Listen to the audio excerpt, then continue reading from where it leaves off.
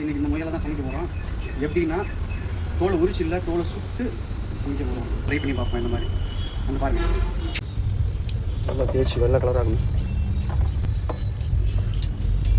இதுமாதிரி தான் நான் கடாவை செய்யணும், ஆட்டுக்கறி செய்யணும்னு சொல்லுவேன்.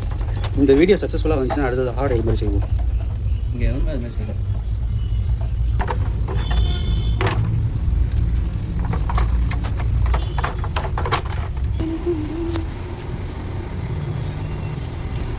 அடுப்பு மேலே வச்சோன்னு சாம்பார்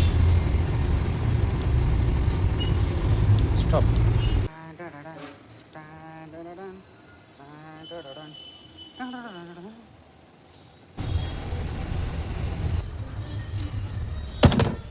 தெரிக்குது. ஃபைனலாக இவ்வளோ தான் கறி வந்துச்சு. ஒரு 3/4 கிலோ தேர்ன்னு நினைக்கிறேன்.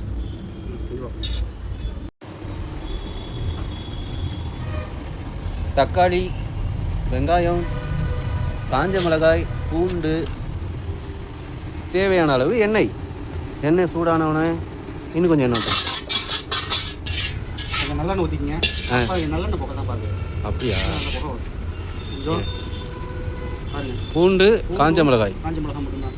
ஆனால் இதில் வாய் கொஞ்சம் அதிகமாக இருக்கும். அப்படியே அதை ஒரு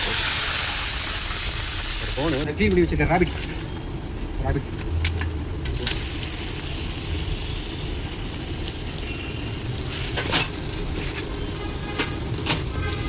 கையோட ஒரு ஸ்பூன் உப்பு, தேவையான அளவு. என்னடா ஒரு ஸ்பூன் ஒரு கையில் போடணும், அளவு எப்போதுமே கையில் தான். சொல்லுங்க ஜி. கை தான் ஸ்பூனு. ரைட் இல்லையா? இந்த கை தான் ஸ்பூன், இந்த கை தான் துடுப்பி. உடுப்பி எனக்கு தெரிஞ்சு இப்படியே சாப்பிடலாம் போல. வெந்துருச்சு ஆல்ரெடி.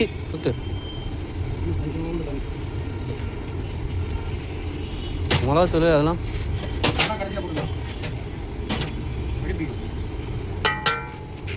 எவ்வளோ நல்லா பாத்திரத்தை போட்டு போடணும்.